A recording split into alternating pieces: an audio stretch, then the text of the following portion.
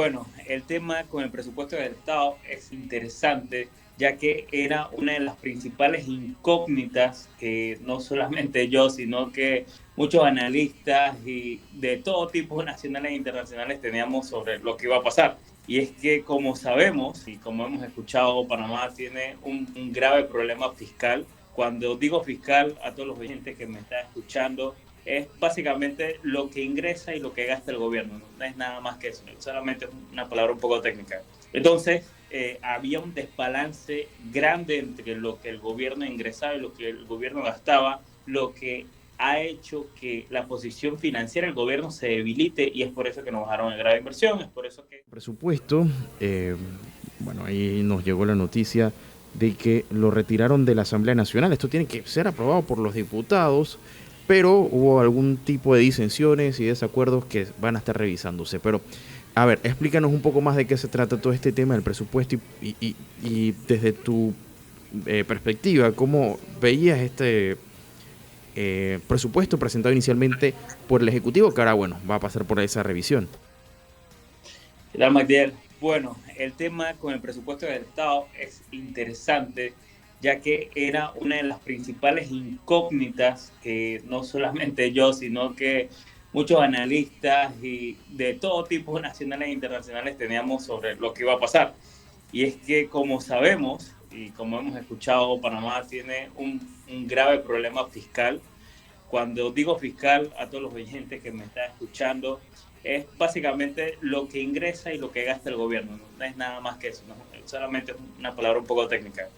Entonces, había un desbalance grande entre lo que el gobierno ingresaba y lo que el gobierno gastaba, lo que ha hecho que la posición financiera del gobierno se debilite y es por eso que nos bajaron el grado de inversión, es por eso que el país ha tenido ciertos problemas con diversos entes a nivel internacional. Y entonces, ¿qué sucede? Bajaron este gobierno acaba de anunciar la reducción en la parte de funcionamiento, porque hay que recordar que el presupuesto se divide principalmente en dos renglones, funcionamiento e inversión. En funcionamiento lo redujeron por 5.000 millones de 30.000 millones desde el año pasado, o sea que este año presentaron uno por alrededor de 25 o 26.000 millones, lo que representa una reducción del 15%. Esto es totalmente importante, aunque no lo veamos inmediatamente. Yo sé que es muy complicado para mí para verlo en el día a día, la importancia de estas decisiones. Y es que, ¿qué sucede? Panamá se estaba endeudando bastante porque evidentemente tenía un presupuesto alto. Entonces, cuando tú reduces este presupuesto, significa que te endeuda menos y que en teoría, porque digo en teoría, porque entre el dicho y el hecho hay mucho trecho, Panamá va a empezar a ser fiscalmente más responsable.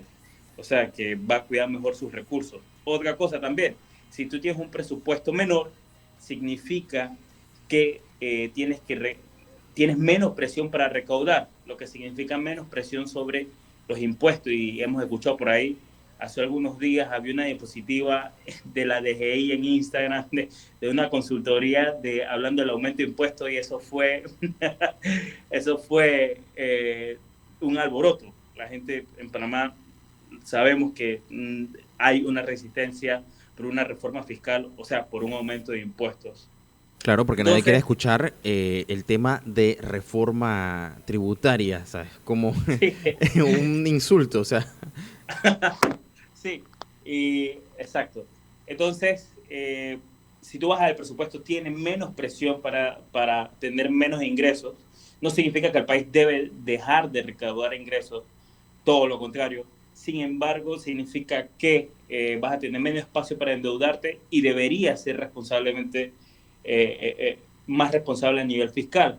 Otra de las cosas interesantes es que es la primera vez, créanme que hace muchos años, yo creo que la historia republicana que se ha presentado una reducción del presupuesto tan importante. Claro, yo sé que pueden estar pensando varias cosas y una de esas es, bueno, ¿por qué es bueno que el gobierno tenga menos plata? Si lo que ha dicho este gobierno es, hey, necesitamos más chen chen y vamos a poner el chen chen en el bolsillo de los panameños, etcétera. ¿Cómo los hace si tienen menos plata? Pero ¿qué sucede? Esto es un efecto, no es un efecto directo. Tú desplazas el Estado para permitirle a la empresa privada o a los capitales trabajar. Así que creo, muchos capitales se estaban ahuyentando porque el gobierno estaba gastando equivocadamente, estaba gastando inapropiadamente, es el concepto que buscaba. ¿Y qué sucede? Ahora con esto le envías un mensaje de responsabilidad a los inversores internacionales, a los diversos agentes internacionales que están pendientes de esta situación, atraes capitales y dinamizas la economía. Todo porque ya tú estás empezando a hacer las cosas como deberías hacer. Claro, porque tú revisas cómo están las cuentas en el Estado y me imagino que es importante entender el tema del presupuesto, que es lo que tú pretendes gastar. En este Claro, sentido, pues, ¿qué sucede? Un gobierno con problemas de recaudación porque tiene un presupuesto demasiado alto, de la noche a la mañana va a comenzar a buscar otra fuente de financiamiento y sucede que entonces a las empresas que se establecen, digamos una empresa transnacional viene y se establece, y digamos que de la noche a la mañana le suben los impuestos a esa empresa para poder entonces financiarse el gobierno, lo que reduce los márgenes de la empresa y evidentemente toda empresa quiere tener márgenes de ganancia. Entonces, si tú fiscalmente eres más responsable, agarras y de alguna forma reduces esos temores o riesgos de gobierno que las empresas evalúan a la hora de realizar una inversión importante en el país. Muchas veces se le pone estos impuestos a estas empresas y es pan para hoy y hambre por mañana, porque la empresa viene, cierra, se va para otro país y quedan afectados los trabajadores, la familia, etcétera, que dependían de esa actividad, ¿no? claro, y también por otra parte, como que fuerzas al Estado a buscar la eficiencia. Por supuesto que quizás, Claro, bueno, y quitas quizás esa carga de tener que buscar lo que tú mencionabas, el financiamiento del presupuesto, porque no es que esa plata está, hay que buscarla. Entonces, sí, claro. al tener ese peso menos y te obliga de alguna manera a ver qué mecanismos usar para reducir gastos innecesarios, para no necesariamente la austeridad, pero sí como que hacer una revisión en interno en el funcionamiento del Estado. Y ya hemos visto, por lo menos en estos primeros 100 días, una irresponsabilidad grande por parte del gobierno anterior. Entonces, ahí El tema del IFARU, por ejemplo, el tema ayer. del IFARU, por supuesto, que ya más temprano el presidente ha dicho, qué triste que los estudiantes estén afuera, el caso que presentó de un estudiante que estaba afuera esperando el pago por parte del IFARU para poder dar su clase en esa universidad en el extranjero y bueno, que ojalá no tenga que regresar, pero imagínate en esa posición. Y es lamentable que un país como Panamá esté pasando por esta especie de crisis. Ahora, ¿qué se puede esperar, Michael? Porque el, el presupuesto se va a revisar. Hoy el MEF dijo, ok, vamos a retirarlo de la Asamblea y vamos a revisarlo. Sí, claro. Yo creo que lo que se viene es una de las batallas más importantes y yo creo que lo que acontezca de ahí va a marcar la pauta en las próximas aprobación del presupuesto porque la verdad, como acabamos de mencionar, es un cambio importante, ¿no? Ahora habría que ver a las diversas bancadas qué tipo de posición toman. Hay algunas que evidentemente ya de por sí no tienen ningún tipo de resistencia a estos recortes que se van a venir. También lo cierto es que todavía no se ha divulgado públicamente dónde se han hecho los cambios más importantes. Sabemos que evidentemente instituciones tan importantes para el país como la Caja del Seguro Social, que se lleva casi el 20% del presupuesto estatal, el MINSA y este tipo de instituciones que son sensibles y delicadas, es muy probable que no se vayan a tocar, sino que los recortes van a venir en instituciones descentralizadas, instituciones que están más susceptibles a la optimización de los recursos, diría yo, como por ejemplo la propia Asamblea Nacional. Sí, claro, que quizás una de las que más ha recibido el golpe del recorte presupuestario presentado anteriormente y que eh, quizás eso iba a ser una batalla campal, como tú lo has mencionado. Lo que sí es importante es destacar lo que tú has dicho aquí también en cifras sobre lo positivo que han reaccionado los mercados con respecto a una acción que a luces cortas pareciera eh, no tener un gran impacto, pero que sí es positivo el hecho de que se reduzca un poco el presupuesto, pero con la esperanza de que esto pues se traduzca en mejor eficiencia y en menos carga fiscal. Así que bueno, no, nos quedamos sin tiempo por ahora, Michael, pero igual recuérdanos tus cuentas y la próxima semana podemos seguir ahondando en esto y otros temas muy interesantes de la economía nacional. Perfecto, sí, síganme en cifras, @cifras pty en Instagram y cifras de Panamá en TikTok. Claro que sí, Gracias, Michael Miguel. Núñez de Cifras de Panamá. Nosotros seguimos con más.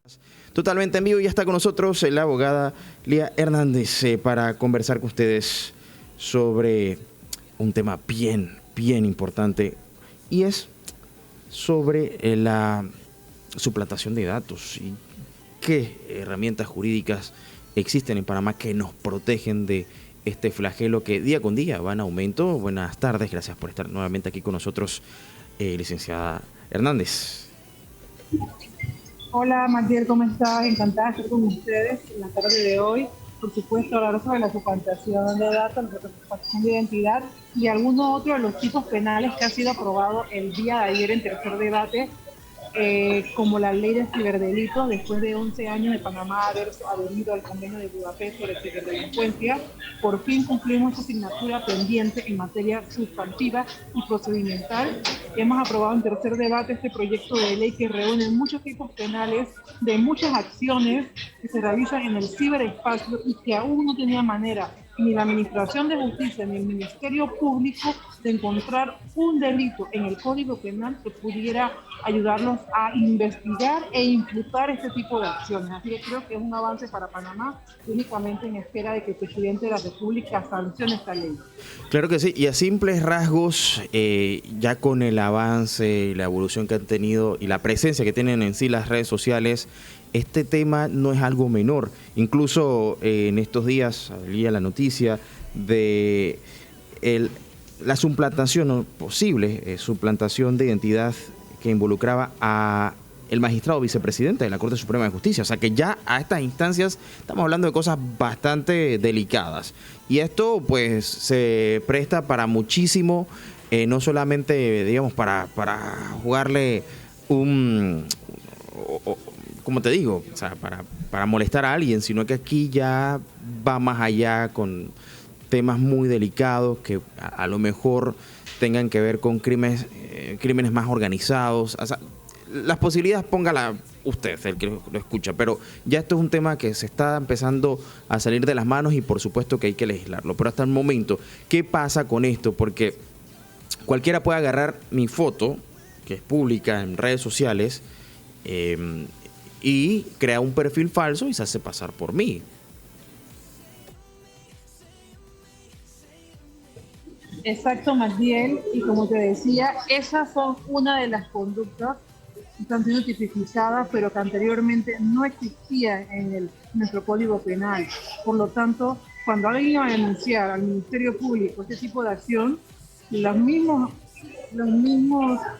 auxiliares del Ministerio Público se quedaban como, ¿cómo vamos a señalar o cómo vamos a delimitar o clasificar ese delito? ¿A quién se lo vamos a asignar? Ahora esto tiene una solución.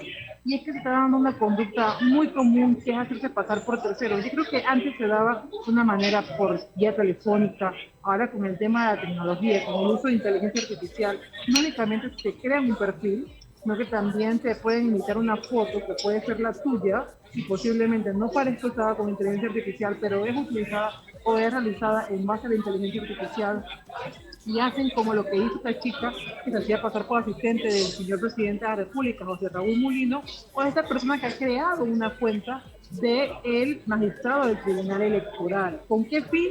Con ningún fin lícito ni con ningún fin benévolo fue realizado, porque hacerse pasar por un tercero claramente ya es una acción penal, pero hacerse pasar por un tercero utilizando medios tecnológicos es un agravante. Y algo al respecto salía en el Código Penal, pero tipificado y ampliado es lo que ha traído este proyecto de ley 61, que es el proyecto de ley que regula los ciberdelitos en Panamá. Muchas conductas, entre algunas estas, pero que están muy de moda actualmente en el país. Por decir de moda, porque ya lo ha pasado a más de uno que se encuentra en la palestra pública, pero ¿sabes cuántas personas posiblemente le ha pasado y no lo han podido denunciar o no han podido resolver su caso? Entonces creo que es un tema también de parte y parte, es un tema también de cuidado de la ciudadanía, de concientización, de hacer ciudadanos digitales responsables. Y cuando nos creamos una cuenta en una red social, poder verificar y utilizar todos los medios de autenticación posible para que nadie, evitarle a cualquiera, a estos extraños que están ingresando a nuestras cuentas, evitar el acceso. ¿Cuáles son estos medios de autenticación de terceros? Medios como la autenticación de doble factor, que es si alguien te crea una cuenta de Instagram o que alguien quiere acceder a tu cuenta de Instagram, te llega un correo a ti inmediatamente en el cual te dice: alguien quiere acceder a tu cuenta, y tú puedes bloquear o hacer un cambio de contraseña porque sabes que alguien accedió a tu cuenta. Son cosas muy básicas que están a disposición en las redes sociales, pero que muy poca gente las conoce y las realiza. Claro, quizás esta sea la otra parte, ¿no? Que tiene que ver principalmente con esa educación en el uso adecuado de las redes sociales y los peligros que representa el no saber utilizar las herramientas de seguridad que tiene cada plataforma. Pero hablemos un poco sobre esto de la aprobación de la Ley de Ciberdelitos de Panamá, porque hasta dónde digamos, hasta dónde llega ese alcance de la protección que nos da esa ley. Y mira, te pongo casos puntuales, porque tú hablabas de inteligencia artificial. Hoy es muy fácil clonar una voz utilizando herramientas de inteligencia artificial, y esto se presta para muchas cosas. No sé si algo de la ley que se está planteando pues contempla esto. Mira, te cuento un poquito acerca de esta ley. Esta ley es, como te decía, una asignatura pendiente que tenía el Ministerio Público con el, el país. No, por decirlo de alguna manera. Básicamente, esto es un proyecto. Panamá en el año 2012 adherió al Convenio de Budapest. ¿Qué es el Convenio de Budapest? El Convenio de Budapest es un convenio de ciberdelitos que fue promovido por el Consejo de Europa y por todos los países miembros de la Unión Europea. Estos países querían crear un marco único para perseguir los delitos en el mundo digital. Y los delitos en el mundo digital son los ciberdelitos. A raíz de esto, otros países del mundo se adhirieron al Convenio de Budapest. Países como República Dominicana, que fue el primero en América Latina y el Caribe; Panamá, que fue el segundo. Y desde el año 2012, Panamá, desde que lo hicimos ley de la República en el 2013, la ratificación del convenio, no habíamos adecuado, es decir, los dos artículos del Código Penal que tenemos sobre seguridad informática, no habíamos ampliado todos esos tipos penales. Desde el 2013 a la fecha, ya los delitos que se realizaban por medio del Internet en esa época no son lo mismo que se realizan ahora, porque el avance y la proliferación en el uso de la inteligencia artificial en esa época no es la que es hoy en día. Entonces, ¿qué ha hecho al respecto este proyecto de ley? Ha venido a adecuar, a actualizar, y que el Código Penal panameño en su reforma se incluyan estos artículos y que utilicen estos artículos el Ministerio Público y el órgano judicial para perseguir estos delitos en el mundo digital. Órale, yo te quiero hacer una pregunta porque con la aparición de estos mecanismos de suplantación de identidad no necesariamente tiene que estar esa persona dentro del país de la víctima. O sea, puede ser alguien, ponte que en un país de Asia, o, no quiero mencionar ninguno específicamente, pero los recurrentes, y cómo hace la víctima para poder, digamos, presentar una denuncia cuando ni siquiera sabe si ese atacante, si ese delincuente está en Panamá. O sea,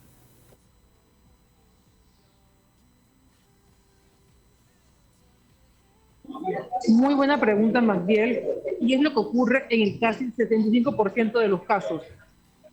Este tipo de violaciones o este tipo de suplantación, interferencia de identidad, este tipo de delitos informáticos, la mayoría de los casos no proviene del país donde te encuentras ubicado. Siempre es una organización criminal que puede que esté fuera del país y opera en muchas partes del mundo.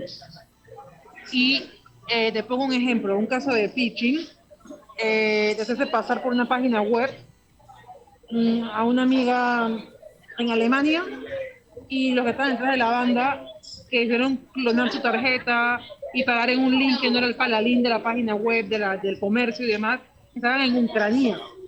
Entonces tú te preguntas, ¿cómo puede suceder esto? Bueno, están cerca porque son Europa, pero luego quienes se supone que estuvieron detrás del hackeo y la vulneración del sistema de la seguridad social de Costa Rica fueron hackers rusos. De Costa Rica a Rusia hay un gran tramo de distancia. Entonces, eso se da en la mayoría parte de los casos, porque las personas buscan siempre ingresar o buscan acceso o buscan acceder a lugares que para ellos sean más vulnerables.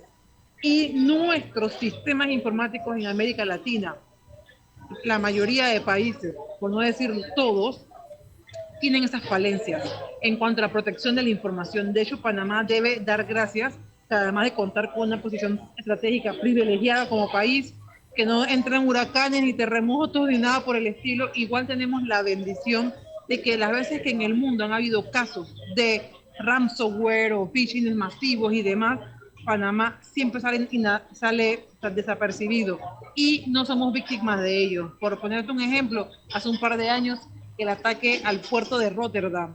Se atacaron muchos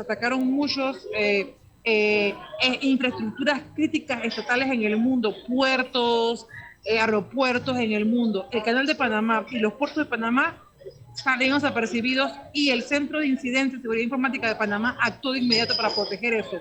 Entonces hay un trabajo y hay una gente en el Estado que trabaja para eso, que es el CECIF, que está bajo el sombrero de la IG, que podrían ser para nosotros unos héroes ocultos, porque muy poco se conoce de su trabajo, pero son quienes se encargan de proteger esa infraestructura estatal y que cualquier ataque se dé al Estado. Pero ¿qué pasa con los datos de los ciudadanos? ¿Qué pasa con mi información? ¿Quién me protege? Y es ahí donde esta ley de ciberdelitos viene a proteger por un lado, pero luego creo que hay una parte pendiente también, que es reforzar la Estrategia Nacional de Ciberseguridad y que la IG, el Ministerio de Seguridad Pública vean la ciberseguridad como un tema de Estado y que se proteja no únicamente la información y los datos del gobierno, sino también la información y los datos de todos y todas las panameñas. claro que sí, y son parte de los pendientes. De momento, ¿qué es lo que nos corresponde a nosotros, al resto de los ciudadanos? Porque la vulnerabilidad está. Y lo complicado que es no solamente buscar presentar una denuncia, sino, digamos, hacer valer dicha denuncia y verse en un ecosistema donde estemos protegidos, porque cuando a un alto funcionario del Estado le sucede, ¿qué podemos esperar al resto de los mortales? Claro, sucede mucho. Y cuando a un alto funcionario del Estado le sucede, ahí todos prestamos atención y es lo que nos puede pasar. O también puede suceder el efecto contrario, decir, eso le pasa al presidente porque es el presidente. Seguro cuando José Raúl Molino no era presidente no le pasaban estas cosas.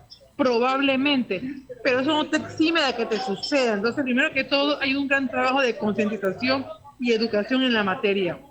Normas tan básicas de seguridad digital, autenticar doble factor, contraseñas seguras, no conexión a contraseñas que no a conexiones a internet público, utilizar VPNs, cosas y talleres de seguridad digital que hay organizaciones en Panamá como Fundación Vida Segura, ISO Panamá y Panetec que dan talleres al respecto. Y por otro lado está el tema de que estas leyes no se queden en letra muerta. Esta ley fue aprobada en tercer debate, pero aún queda la decisión de que el presidente la sancione, es decir, la firme o la vete. Dios quiera que la firme y comience a regir el proceso de modificar el Código Penal y que entren estos artículos a ser parte del Código Penal y que comience inmediatamente el Ministerio Público y órgano judicial a perseguir estos delitos, porque Maguiel me consta por casos que he llevado que al no haber una legislación en la materia, el Ministerio Público muchas veces archiva las causas, porque ellos no encuentran un artículo en el cual fundamentarlo. Y lo más fácil para ellos es quitarse un dolor de cabeza y archivar la causa, no investigar al respecto. Porque en derecho penal existe algo que se llama en derecho penal no hay analogía. O tú matas, o robas. No hay que un delito se parezca al otro, no. En derecho penal es muy difícil poder encontrar una conducta que se asemeja a otra para poder encontrar la solución al caso. Entonces, era necesario esta ley y por suerte ha sido aprobada en tercer debate. Felicito al Ministerio Público, a la fiscal actual de Seguridad Informática por la labor titánica que ha tenido de adecuar el texto en un periodo récord de menos de un año junto al Consejo de Europa, que él ha apoyado grandemente y que se ha adecuado un texto que data del año 2011 al año 2024. Es decir, han pasado por el texto del 2012, por una primera modificación, por una segunda modificación y es lo que tenemos ahora para esperar la firma del presidente de la República. Bueno, y lo tenemos que dejar hasta acá de momento, Lía, porque se nos acabó el tiempo, pero muchísimas gracias por este primer pantallazo de lo que es esta ley. Bueno, definitivamente que ahora hay que esperar, como tú bien lo decías, todo lo que sigue, lo que continúa. Imagino que luego de que se dé esa sanción también, la reglamentación y demás, para poder tener esta herramienta jurídica en un tema tan importante donde los casos van creciendo y bueno, es uno de los problemas latentes que trae consigo la seguridad. Así que, bueno, será hasta la próxima semana con más de estos temas, Lía. Claro que sí, Magdiel, muchas gracias y nos vemos la próxima semana con un segmento más de tips legales y de tecnología. Claro que sí, la abogada experta en temas digitales, Lía Hernández. Aquí vamos a estar la próxima semana. De momento yo me voy a mi primer cambio comercial.